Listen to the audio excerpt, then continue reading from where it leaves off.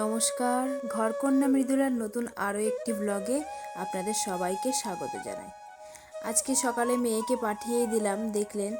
আর আজকে হলো 14ই আগস্ট, মানে মাঝে আর একটা দিনের অপেক্ষা। 15ই আগস্টের কথাটা শুনলেই কেমন গায়ে কাঁটা দিয়ে ওঠে না? আমারও দিচ্ছে কাঁটা। এই 15ই আগস্টে দেশ স্বাধীন হয়েছিল। কত মানুষের প্রাণ গেছে, কত যুদ্ধ করেছে, কত ইতিহাস এই 15ই আগস্টকে নিয়ে আছে। আমরা শুধু ইতিহাসেই পড়ে গেছি 15ই আগস্টকে নিয়ে। প্রত্যেক বছরেই 15ই আগস্ট স্কুলে যে পতাকা উত্তোলন এই সম্পর্কে কিছু জানা, তখন মনে হতো যে কিভাবে একটা দেশকে কিভাবে কত কষ্ট করে নিজের রক্ত জল করে নিজের রক্তে দিয়ে দেশটাকে জয় করেছে। কিন্তু 15ই আগস্টে তো দেখতে পেলাম না। তবে এই আমাদের এই পার্শ্ববর্তী দেশে, মানে আমি বাংলাদেশের কথা বলছি, যা ভয়াবহ পরিস্থিতি হয়েছে, যে যুদ্ধ আমরা দেখতে পেয়েছি, সেটা সত্যিই একটা ইতিহাসের থেকে কম নয়। আজকে দেখতে পাচ্ছি যে পার্শ্ববর্তী দেশে এত পরিস্থিতি অবস্থা এত অবনতি হয়েছে, সেটা কবে জানি না ঠিক হবে। তবে ঠাকুরের কাছে প্রার্থনা করি খুব শীঘ্রই যেন এই পরিস্থিতিটা একটু স্থিতি হয়।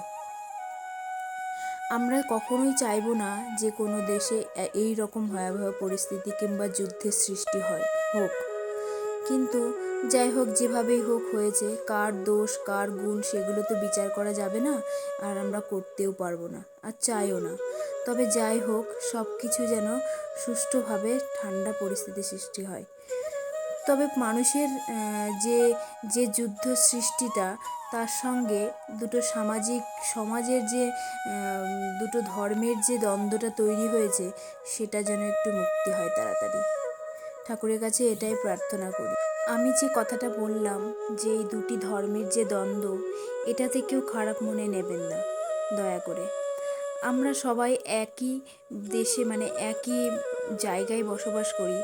যত ধর্মই থাকুক না কেন, সবাই আমরা কিন্তু একে অপরের পরিপূরক, সেটা যে দেশেই হোক না কেন। সেই বলে না, একই বৃন্তে দুটি কুসুম, হিন্দু মুসলমান। আমরা হই না সেই একই বৃন্তে দুটি কুসুম? কেন এত দ্বন্দ্ব? যাই হোক, যেভাবেই হোক, যে দ্বন্দ্বের যেন শেষ হয়, আমি ঠাকুরের কাছে এটাই প্রার্থনা করি। তো কথা বলতে বলতে ভাতটাও চাপিয়ে দিয়েছি, একটু গরম জল বসালাম, কারণ অনেক জামা কাপড় জমেছে, সেগুলো কাচাকাচি করতে হবে। তা স্নানটা করিনি, স্নান না করে আমি আগে ভাতটা বসিয়ে দিয়েছি, কারণ বেলা হয়ে যাচ্ছে। তারপরে সবজিগুলো বানিয়ে নেব। একটু আলু পেঁপে ভাতে দেব, সকালবেলা একটু সিদ্ধ সিদ্ধ সবাই খেয়ে নেবে। আর কলাইয়ের ডাল আনতে বলেছি, কলাইয়ের ডাল করব, আর ডাঁটার তরকারি বাবার জন্য। আর দেখি আমাদের জন্য কি মাছ নিয়ে আসে, সেই মাছ করব। কাঁঠালের বীজগুলো অনেক দিন আগেই আমাদের এক দিদি কাঁঠাল দিয়েছিল, সেই বীজগুলো রয়েছে, খাওয়াই হচ্ছে না। একটু নিরামিষ সবজি টবজির মধ্যে কাঁঠালের বীজ দিলে পরে খেতে ভালো লাগে। তবে আমি আর আমার শ্বশুরমশাই, মানে বাবা, দুজনেই কাঁঠালের বীজ খেতে খুবই ভালোবাসি।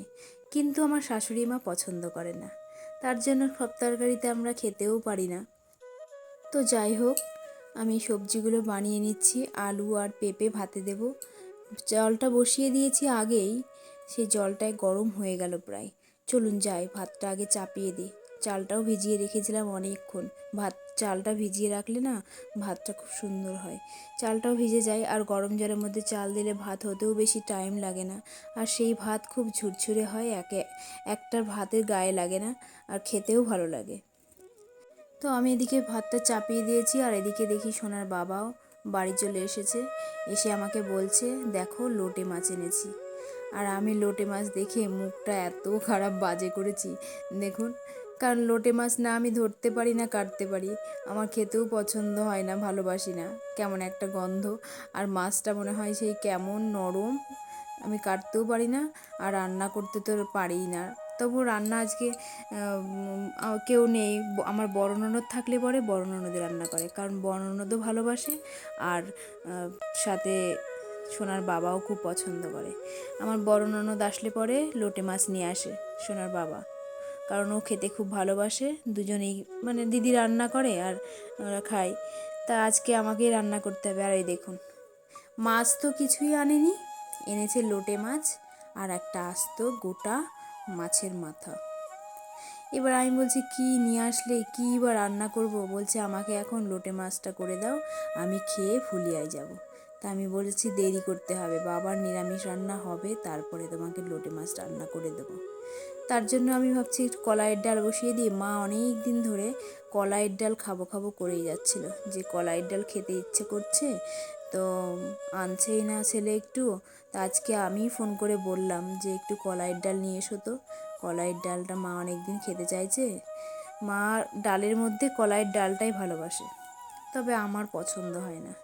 সেই বাঙাল আর ঘটির মধ্যে যে দ্বন্দ্বটা, সেটা যেন সেই কলাইয়ের ডাল থেকেই শুরু হয়। কারণ আমার শাশুড়ি মা হলো ঘটি, মানে এখানকার মেয়ে, আর আমি হলাম বাঙাল, মানে বুঝতেই পারছেন বাংলাদেশির মেয়ে। তো আমি কলাইয়ের ডালটা পছন্দ করি না, আর ঘটি যারা হয় তারা কলাইয়ের ডাল ভীষণ পছন্দ করে, যেমন আমার শাশুড়ি মা ভীষণ পছন্দ করে কলাইয়ের ডাল। তো যাই হোক, এই নিয়ে দুজনের তর্কাতর্কির দ্বন্দ্ব থেকেই গেছে আর এখনও আছে। হাসি ঠাট্টার মধ্যেই দুজনের এই খাওয়া নিয়ে একটু তর্কাতর্কি হয়, যে আমি এটা পছন্দ করি, আমি ওটা পছন্দ করি। তবে স্থানীয়রা সব তরকারিতে চিনি দিয়ে মিষ্টি খেতে পছন্দ করে, কিন্তু বাঙালরা কিন্তু সব তরকারিতে মিষ্টি খেতে পছন্দ করে না এতটা। তো যাই হোক, ঘটি বাঙালের দ্বন্দ্বটা পরে আবার একটা ব্লগে কথা বলবো। তা আমি এদিকে সবজিটা বাকি ছিল, সেটা বানিয়ে নিচ্ছি। আর এই যে ফ্ল্যাক্সে গরম জলটা হয়ে গেছে ইলেকট্রিক কেটলিতে, সেটাই নামিয়ে নিচ্ছি। জামা কাপড় গামছাগুলো সব ভিজিয়ে দেব, দিয়ে কিছুক্ষণ পরে কাচবো। ততক্ষণ রান্নাটাও চাপিয়ে রেখেছি, রান্নাটাও হয়ে যাবে।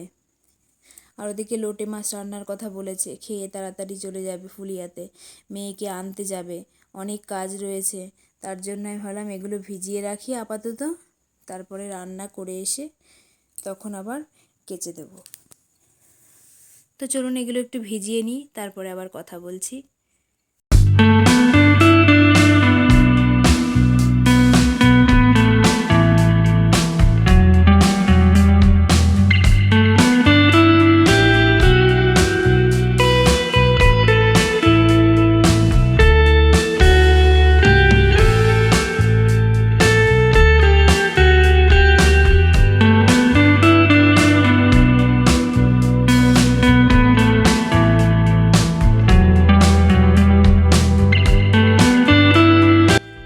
মোটামুটি সব জামা কাপড়ই প্রায় ভেজানো হয়ে গেছে।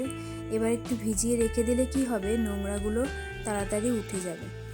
কিছুক্ষণ ভিজিয়ে রেখে দেবো, উষ্ণ উষ্ণ গরম জলে যেহেতু ভিজিয়েছি, তাই জন্য ভিজিয়ে রেখে দিলে পরে তাড়াতাড়ি নোংরা উঠে যাবে।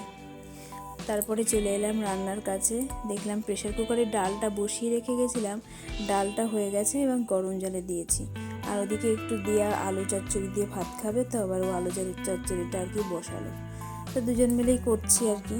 তাই এদিকে কলাইয়ের ডালটার জন্য দেব মৌরি, তেজপাতা আর একটু আদা। আর এদিকে লঙ্কাটা ডালের মধ্যেই সিদ্ধ করে নিয়েছি, তার জন্য আর লঙ্কা এর মধ্যে দেব না। কলাইয়ের ডালের মেন মশলাই হলো তেজপাতা আর মৌরি বাটা। মৌরি বাটা আর তেজপাতা বাটা দিলে পরে কলাইয়ের ডালের স্বাদটাই যেন বেড়ে যায়।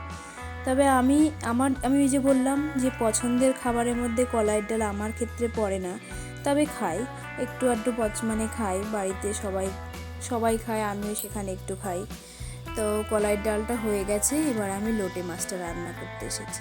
এই দেখুন, লোটে মাছটা রান্না করতে বলেছে মাছ যেন গোটা গোটা থাকে, কিন্তু এই মাছটা এমন একটা মাছ রান্নার কড়াইতে দিলেই পুরো গলে একদম ভেজে। আমি এবার খুব আস্তে হালকা হাতে নাড়ছি না যাতে মাছগুলো না গলে। এই যে একটু গোটা গোটা আছে মাছগুলো, তো এবার একটু ধনেপাতা কুচি দিয়ে আর একটু গরম মশলা গুঁড়ো দিয়ে নামিয়ে নেব। হয়েই গেছে প্রায়। ওরা খাবার ভাতটা বেড়ে দিয়েছি। এদিকে জামাইবাবু এসেছিল, কারণ জামাইবাবু আজকে যাবে হায়দ্রাবাদ।